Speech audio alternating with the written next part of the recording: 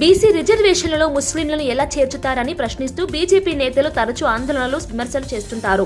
అయితే అదే BJP party Karimnagar municipal corporation ఎన్నికల్లో బీసీ స్థానాల్లో ముస్లిం సామాజిక వర్గానికి టికెట్లు ఇవ్వడం రాజకీయంగా చర్చకు దారితీసింది. మాటల్లో ఒకటి చేతల్లో మరోటి అన్నట్లుగా బీజేపీ వ్యవహరిస్తోందని ప్రతిపక్షాలు ఆరోపిస్తున్నాయి.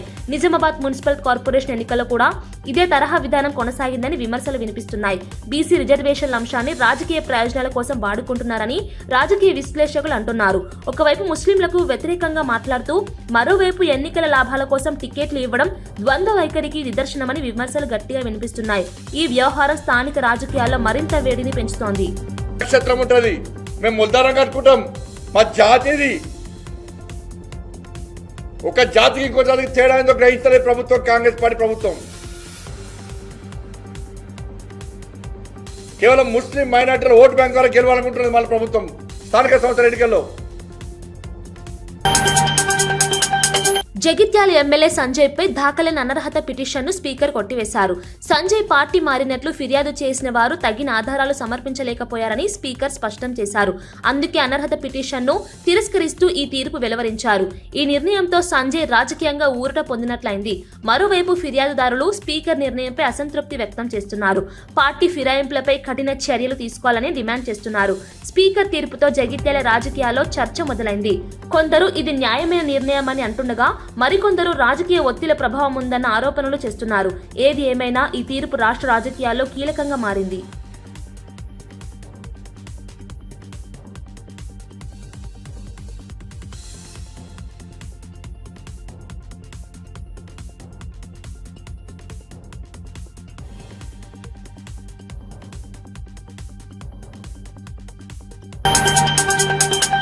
ప్రజాపాలన ప్రగతికి బాట కార్యక్రమంలో భాగంగా సీఎం రేవంత్ రెడ్డి ఇవాళ నల్గొండ జిల్లా మిర్యాలగూడ మండలం గూడూరులో పర్యటించనున్నారు.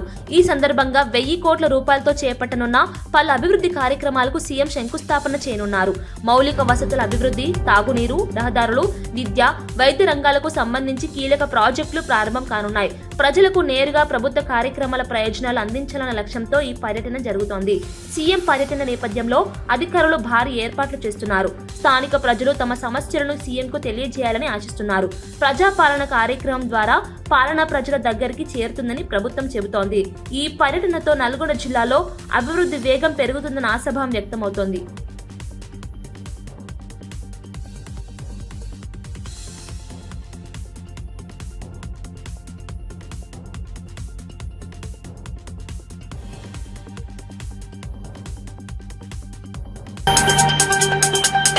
బీఆర్ఎస్ కాంగ్రెస్ పాలనలోని దగాల వల్లే సింగరేణి సంస్థ భ్రష్టు పట్టిందని కేంద్ర బొగ్గు గనుల శాఖ మంత్రి జి కిషన్ రెడ్డి తీవ్ర వ్యాఖ్యలు చేశారు. ఒకప్పుడు లాభాల్లో ఉన్న సింగరేణి సంస్థను రాజకీయ ప్రయోజనాల కోసం నిర్వీర్యం చేశారని ఆయన ఆవేదన వ్యక్తం చేశారు. కార్మికుల భవిష్యత్తును పణంగా పెట్టి పాలకులు నిర్ణయాలు తీసుకున్నారని విమర్శించారు. కేంద్ర ప్రభుత్వం సింగరేణిని నిలబెట్టేందుకు చర్యలు తీసుకుంటోందని తెలిపారు. సంస్థను తిరిగి లాభాల బాటలోకి తీసుకువచ్చేందుకు సంస్కరణలు అవసరమని అన్నారు. రాష్ట్ర ప్రభుత్వాల వైఫల్యాల వల్లే సింగరేణి నష్టాల బాట పట్టిందని కిషన్ రెడ్డి వ్యాఖ్యలు చేశారు. ఈ వ్యాఖ్యలు తెలంగాణ రాజకీయాల్లో చర్చనీయాంశంగా మారాయి. కొనుగోలు చేసినటువంటి రాష్ట్ర ప్రభుత్వం, విద్యుత్ కొనుగోలు చేసినటువంటి రాష్ట్ర ప్రభుత్వమే ఒక 51,000 కోట్ల రూపాయలు సింగరేణికి. ఈ రెండు పార్టీల పాపం కారణంగా సింగరేణి దగా చేయబడ్డది. సింగరేణికి అన్యాయం జరుగుతూ ఉంది. సింగరేణి కార్మికులకు అన్యాయం జరుగుతుంది. వాళ్ళ భవిష్యత్ అంధకారంలో రెండు పార్టీలు నెట్టేశారు. నేను కేంద్ర మంత్రిగా ఉన్నాను. 49% చిన్న స్థాయి ఉద్యోగస్తుని కూడా నేను చర్యలు తీసుకోవడము లేకపోతే ట్రాన్స్ఫర్ చేసే అధికారం నాకు. ₹1 కేటాయింపులో నా జోక్యం లేదు. టీఆర్ఎస్ వచ్చిన తర్వాత యాదాద్రి భువనగిరి జిల్లా బీబీ నగర్ లో నిర్మిస్తున్న ఎయిమ్స్ ఆసుపత్రి పనులు 86% పూర్తయ్యాయని కేంద్ర మంత్రి కిషన్ రెడ్డి తెలిపారు. దేశంలోని ఉత్తమ వైద్య సేవలను అందించాలన్న లక్ష్యంతో ఈ ఎయిమ్స్ నిర్మాణం జరుగుతుందన్నారు. పూర్తయిన తర్వాత రాష్ట్ర ప్రజలకు నాణ్యమైన వైద్య సేవలు అందుబాటులోకి వస్తాయని తెలిపారు. సూపర్ స్పెషాలిటీ వైద్య సేవలు, పరిశోధన కేంద్రాలతో ఈ ఆసుపత్రి పనిచేస్తుందని చెప్పారు. ఎయిమ్స్ ప్రారంభమైతే హైదరాబాద్ పై వైద్య భారం తగ్గుతుందని అధికారులు చెబుతున్నారు. ప్రతి ఒక్కరికి మెరుగైన వైద్యం అందేలా కేంద్ర ప్రభుత్వం చర్యలు తీసుకుంటుందని కిషన్ రెడ్డి స్పష్టం చేశారు. ఈ ప్రాజెక్టు తెలంగాణకు గర్వ కారణంగా నిలుస్తుందని ఆశాభావం వ్యక్తమవుతోంది. వరంగల్, రంగారెడ్డి, హైదరాబాద్ జిల్లాల నుంచి అత్యధికమైనటువంటి పేషెంట్లు ఇప్పటికీ ఇక్కడ రావడం ప్రారంభం. మహబూబాబాద్ జిల్లా ఇనుగుర్తి మండలంలోని సాంఘిక సంక్షేమ బాలికల గురుకుల కళాశాలలో విద్యార్థిని అస్మిత పాము కాటుకు గురవడం కలిచివేసింది. ఈ ఘటన ప్రభుత్వ విద్యాలయాల్లో భద్రతపై ప్రశ్నలు లేవనెత్తుతోంది. రాష్ట్రంలో అనేక గురుకులాల్లో కలుషిత ఆహారం, వసతుల లోపం, విద్యార్థుల ఆత్మహత్యల ఘటనలు జరుగుతున్నాయని విమర్శలు ఉన్నాయి. విద్యార్థుల రక్షణకు ప్రభుత్వం తక్షణ చర్యలు తీసుకోవాలని డిమాండ్లు వినిపిస్తున్నాయి. నిర్లక్ష్యం కొనసాగితే మరిన్ని ప్రమాదాలు జరిగే అవకాశం ఉందని హెచ్చరిస్తున్నారు. ఈ ఘటనపై పూర్తి స్థాయి విచారణ జరిపి బాధ్యులపై చర్యలు తీసుకోవాలని కోరుతున్నారు.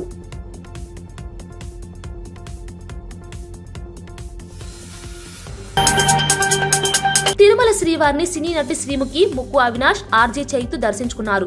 ఉదయం స్వామివారి సేవల్లో పాల్గొని ప్రత్యేక పూజలు నిర్వహించారు. అనంతరం శ్రీవారి ఆశీస్సులు పొందారు. దర్శనం అనంతరం ఆలయ అధికారులు వారికి తీర్థ ప్రసాదాలు అందజేశారు. భక్తితో స్వామివారి దర్శనం చేసుకున్నామని వారు తెలిపారు. సినీ రంగంలో మంచి అవకాశాలు, వ్యక్తిగత శాంతి కోసం స్వామివారిని ప్రార్థించినట్లు చెప్పారు. తిరుమలలో సెలబ్రిటీల దర్శనాలు భక్తుల ఆసక్తిని కలిగిస్తున్నాయి. శ్రీవారి దర్శనం అనంతరం వారు ఆలయ ప్రాంగణంలో కొంత సమయం గడిపారు. స్పీడ్గా వచ్చేయండి.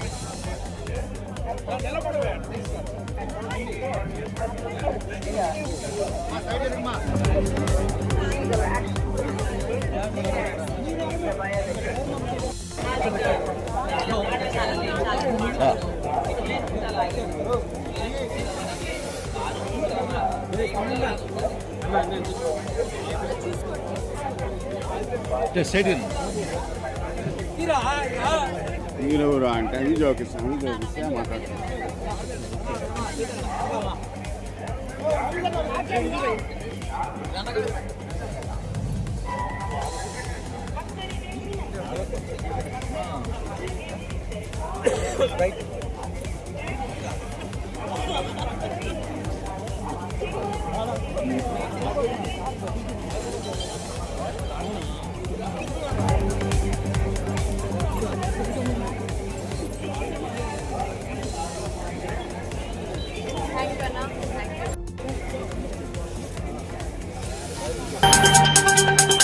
వరల్డ్ క్యాన్సర్ డే సందర్భంగా రాష్ట్ర వ్యాప్తంగా క్యాన్సర్ పై అవగాహన కార్యక్రమాలు విస్తృతంగా నిర్వహిస్తున్నారు.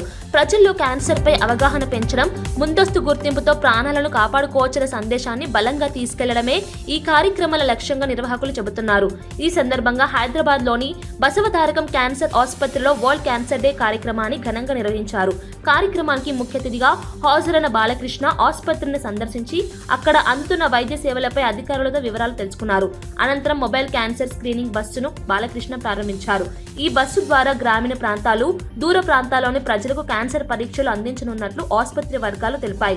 క్యాన్సర్ ను ప్రారంభ దశలోనే గుర్తిస్తే పూర్తిగా నయం చేసే అవకాశాలు ఎక్కువగా ఉంటాయని, అందుకే ప్రతి ఒక్కరూ పరీక్షలు చేయించుకోవాలని బాలకృష్ణ పిలుపునిచ్చారు. ఈ కార్యక్రమంతో ప్రజల్లో క్యాన్సర్ పై అవగాహన మరింత పెరుగుతుందన్న ఆశాభావం వ్యక్తమవుతోంది. మొదలుపెట్టింది Basavatarakam Indo American cancer hospital and research institute. Mobile prevention screening క్యాంపులు మొదలుపెట్టాక 3 లక్షల పైన సిఎంఐ ప్రోగ్రామ్స్ చేయడం జరిగింది. అక్కడ ఎవరైనా స్పాన్సర్ చేసిన వాళ్ళైతే కానివ్వండి, దాతలు కానివ్వండి, లేకపోతే స్వచ్ఛంద సంస్థలు కానివ్వండి, మేము కానివ్వండి. అండ్ ఈ సంవత్సరంలో సుమారుగా 54-56 వేల పేషెంట్లని ఇప్పటిదాకా స్క్రీనింగ్ చేయడం జరిగింది.